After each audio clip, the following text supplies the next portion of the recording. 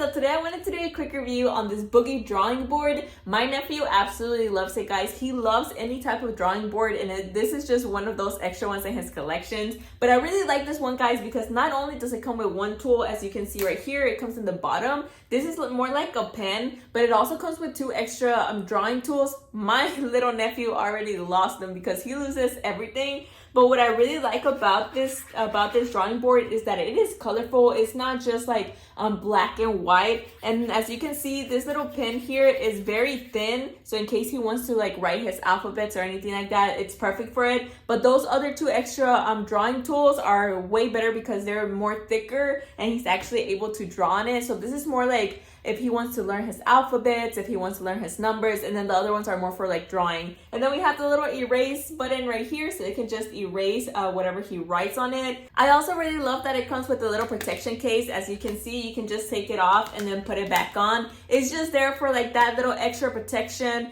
so it won't break, or it won't, if it falls, nothing will happen to it because it comes protected. But I really love it, guys. My little nephew absolutely loves drawing and writing on it. And if you're looking for a good birthday gift, for a good holiday gift, now that the holidays are coming up, or a good Christmas gift, I would definitely recommend this one.